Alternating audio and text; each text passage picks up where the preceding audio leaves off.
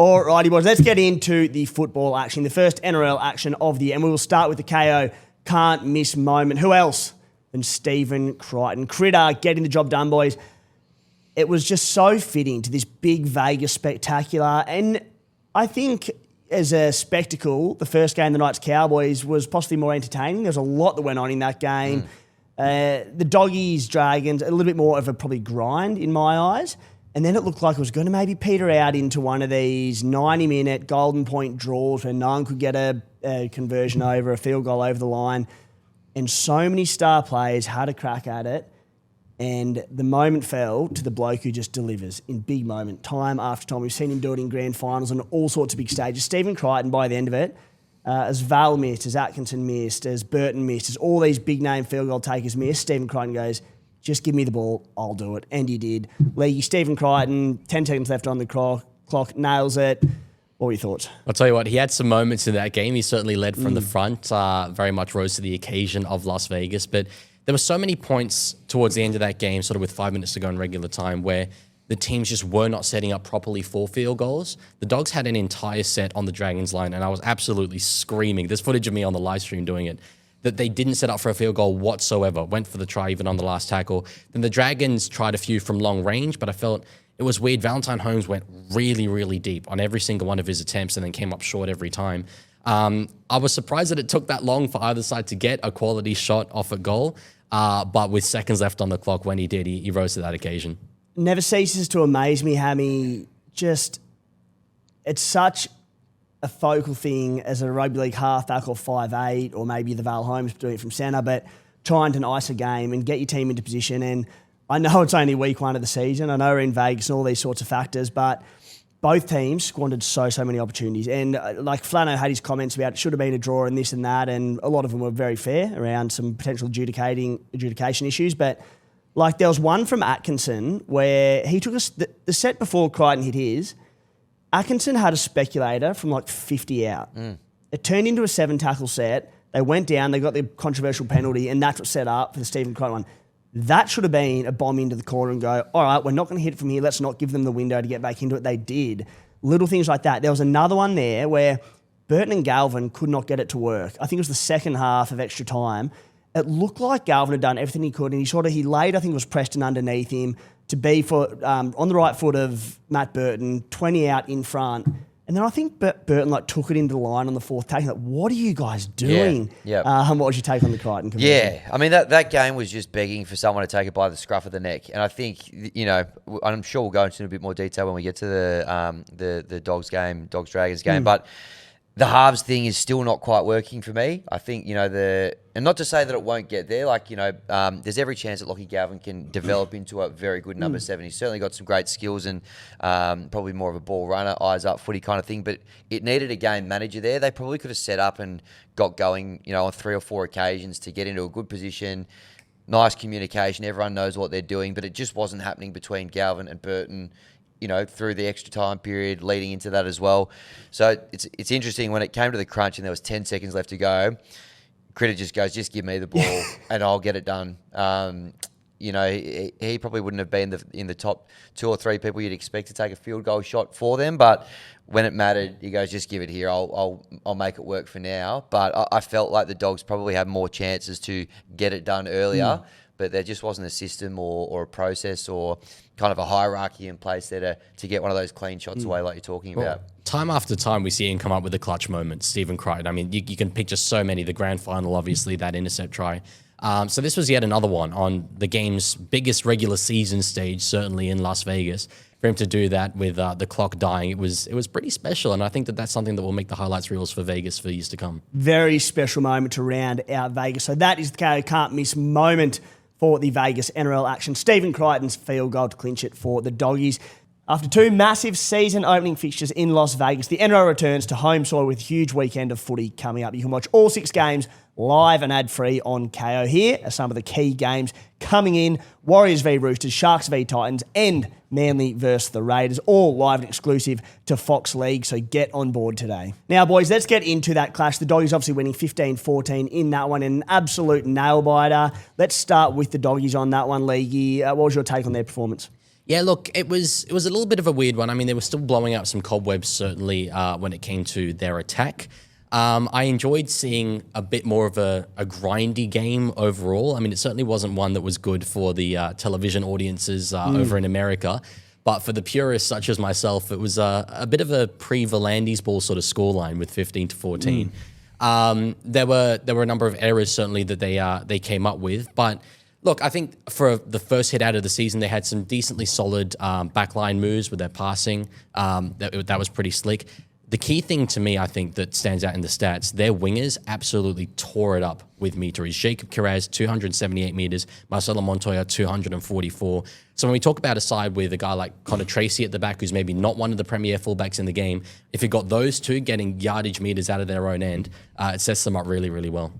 Very fascinating that they've switched edges, the Doggies, and we'll get into the nitty-gritty shortly, but Stephen Crichton and Jacob Kiraz have gone from the right edge to the left edge. Montoya and Bronson Sherry have gone over to the right edge, which is an enormous change. You're not moving one player, you're moving both. And we know how defensively sound they were, the Doggies, last year.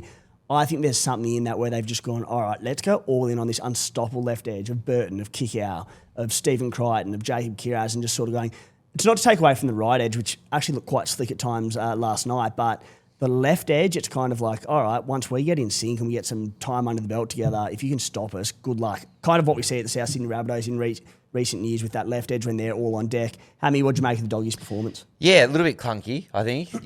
On paper, they should, I think a lot of us probably thought leading into this one that the Dogs versus the Dragons might be a big Dogs win. Wasn't the case. A little bit clunky, bit of rust, as you mentioned, Lee. I think, you mentioned, Timmy, there a bit about some combinations changing sides. That might take a couple of weeks to gel, through the rest of the season. I thought there was some good moments, despite the fact there could have been maybe a little bit more game management at the end of the game. I thought Galvin did have some nice moments down the right side, particularly combining with Preston. I thought that's going to be a nice little combination and one to watch through the year as well. Interesting with, like when Galvin played at the Tigers, he did a lot of his damage down the left as well. So he is he's changing sides too, still working some stuff out there. But there were some little glimpses that actually looked quite good. And he dug into the line, chose a good moment to pass on a few occasions. Obviously put Preston over for that first one. But I thought there was some good signs there, even though it wasn't seamless and it wasn't silky all the time. I thought there was some good moments there. The back three, you mentioned, Leahy, they were great. Those wingers, both around the 250-metre mark.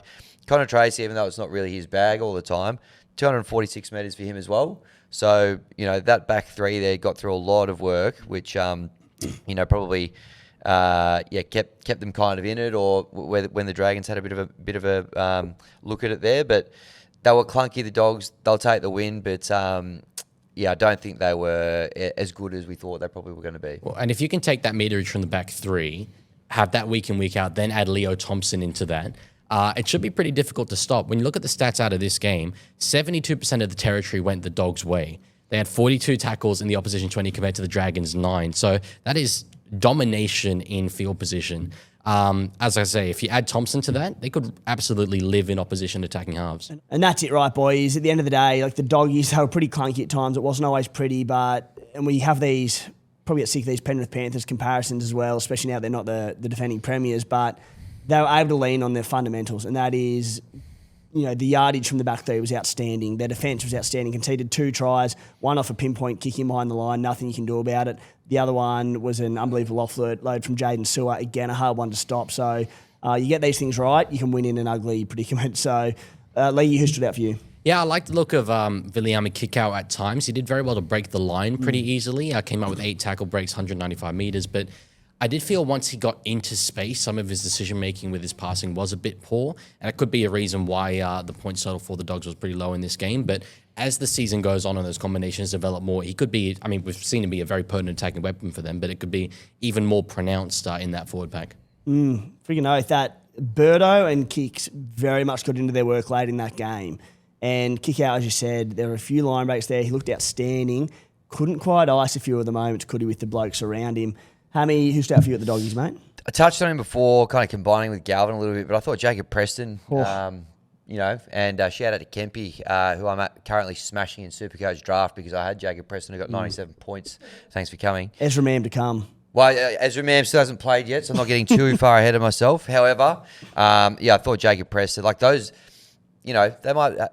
You could argue that they're the best back rowers in the comp, or the best back row combination for a club team in the competition.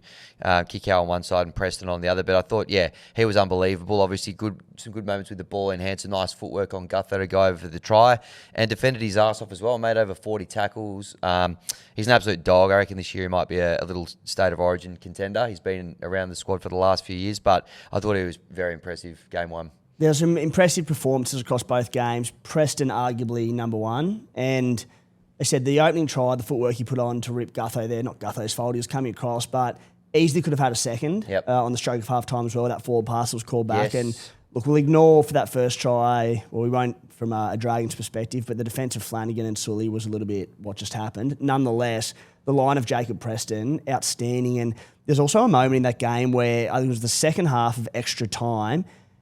There was a pass that went to the ground. It was all behind them. We went, all right, this is going to turn out bad. Preston managed to get back there, get a kick away, led the kick chase, kept them in their own half.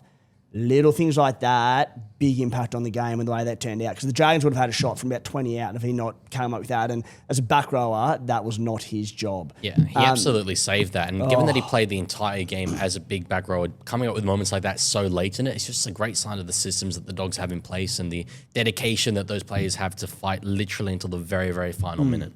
Boys, anyone else to touch on at the Doggies, or do you want to move on to the Dragons? Well, one other thing I did want to mention, I mean, this is sort of a bit more of a negative, but Bailey Hayward, so he did play the entire game, did decently, but he came up with only 9 running meters. I wouldn't mind seeing him do a little bit more in that department.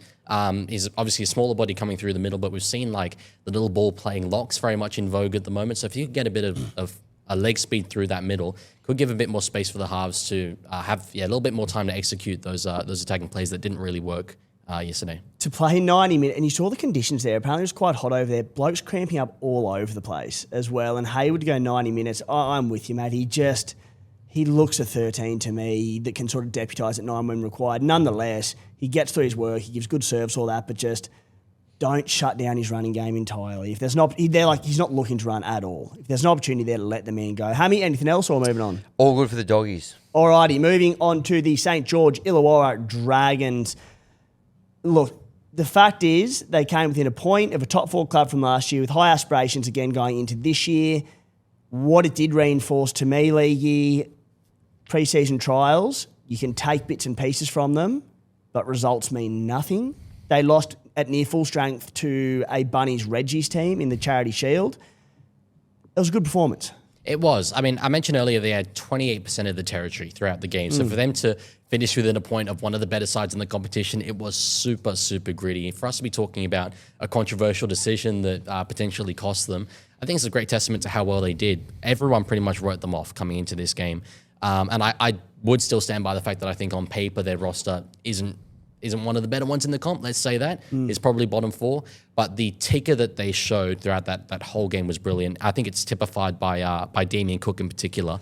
At 34 years old, he made 70 tackles in a hooker, played the entire game. Like that's proper leading from the front stuff. I thought was really impressive.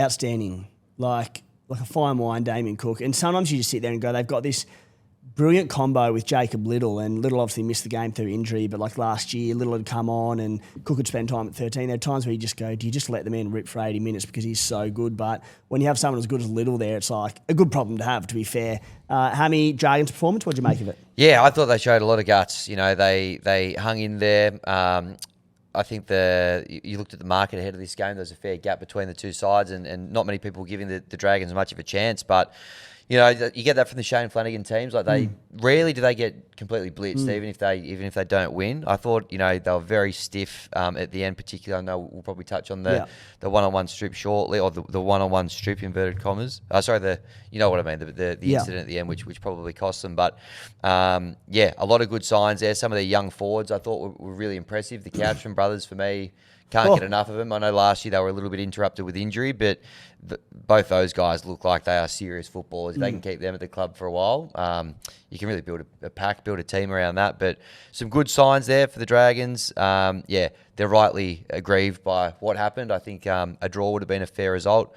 But I certainly think they did a lot better than a lot of people probably gave them credit for going into that game. Well, look, and coming into this season, looking at the roster, I was a little concerned as to where the points were going to come from for them. But they had 9 tackles in the opposition 20 and came up with 2 tries against one of the best defensive teams in the Premiership. So it's good signs early on. We'll just see whether they can carry that week in, week out. And what I will say about the Dragons is, and Flano's comments post-game, which for the most part were justified, I think it probably added to his frustration. They also shot themselves in the foot on a lot of different occasions. Like, you talk about the lopsided penalty count. They also had things like Luciano Lewis. He had gave him a bit of a hand in the face. Was it Preston or someone that was just not needed and led to a penalty? Yep. There was a penalty for dissent there at one point. There was a Tuipolotu high shot, which is probably avoidable. Things like this that it's like, okay, you were unable to clinch it with arguably the better opportunities for the field goal in Golden Point, which he credited and said the Doggies got it done and the Dragons missed their opportunities. But there were just some dumb penalties. Moses Sully had a loose carry coming out of his end at a key moment of the game as well, just in one-on-one contact. So they had opportunities. They did not take them, and it was Stephen Crichton that obviously did in the end. I want to talk about the Couchman boys.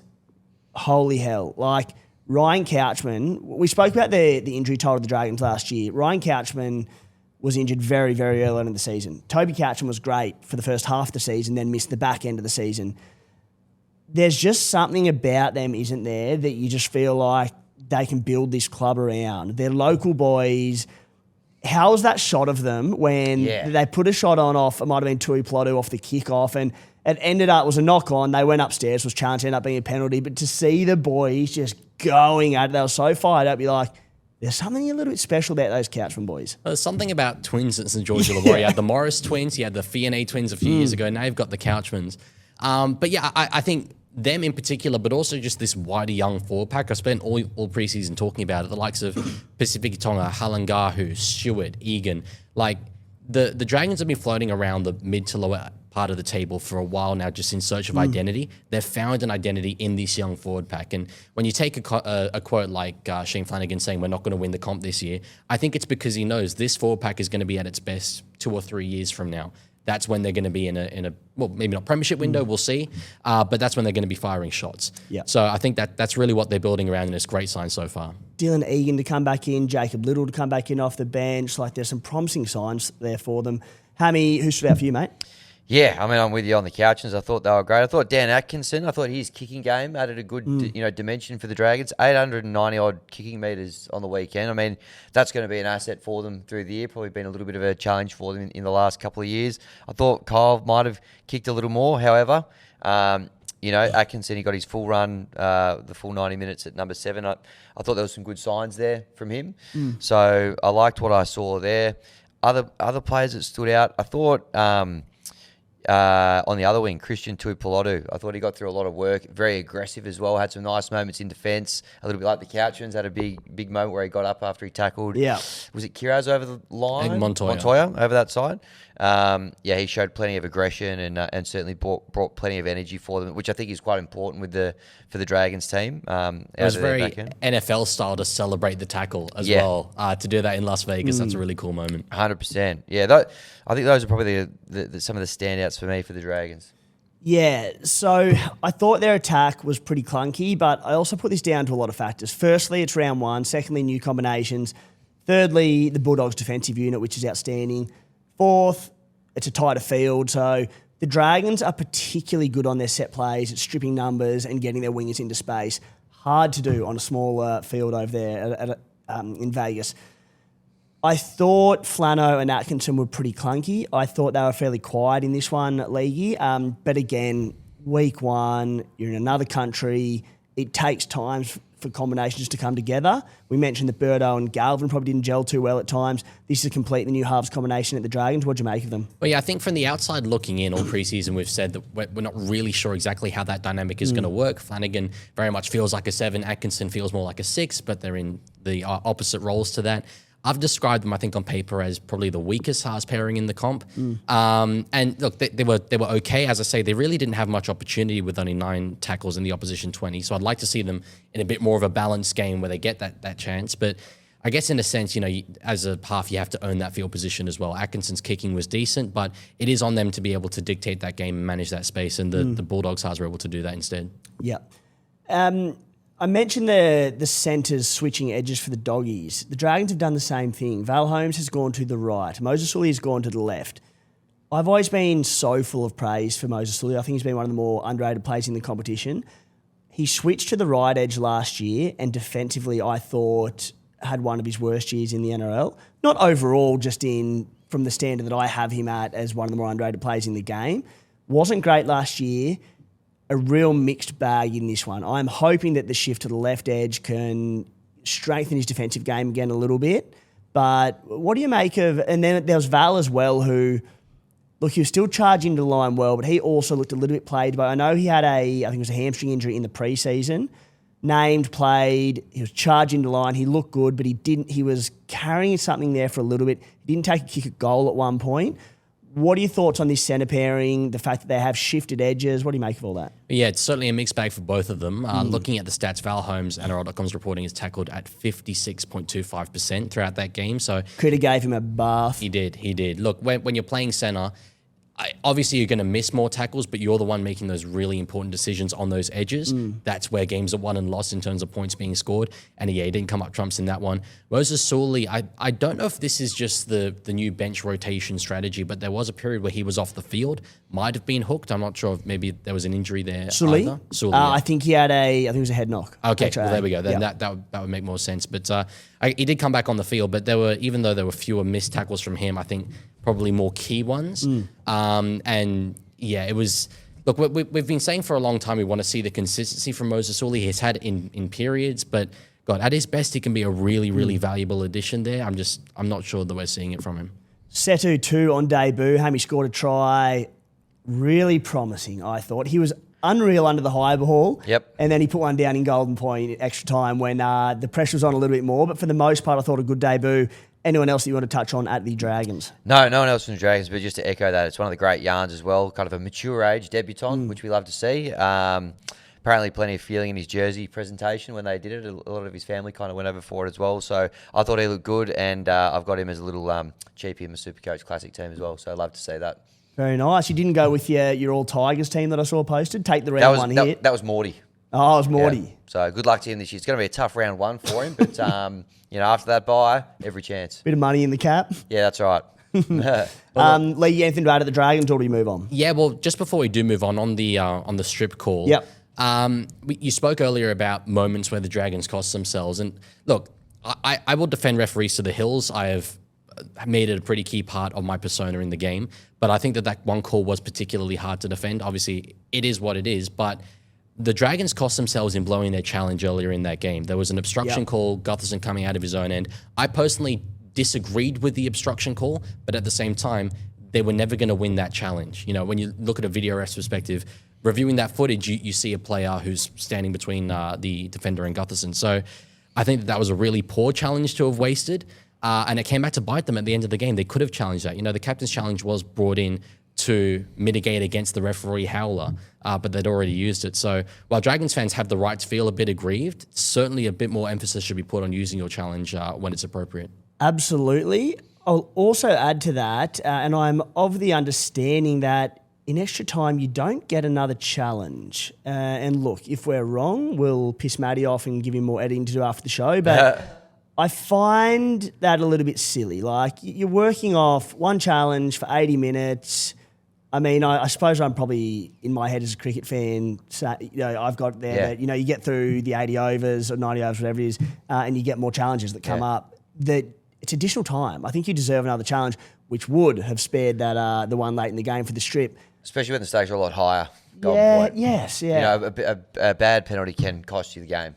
But even from like rugby league's perspective, right, like so many games are dictated by poor refereeing. I shouldn't say poor, controversial refereeing decisions, but in extra time, they said when the game is on the line and referees have to make this decision on is a player offside, like are they leaving the mark too early, are they not square at mark or whatever it might be, if they gave an extra captain's challenge, it kind of takes a fair bit out of that, doesn't it? 100%. I definitely hear what you're saying with the whole additional time thing, but I think if we were to give teams an extra challenge, you'd basically get for every game-winning field goal a challenge that goes along with it, which would really take away from that cool moment. I don't hate that. So I think, you sort of have to balance out the integrity and fairness of the sport versus the entertainment value of it. It's a good point.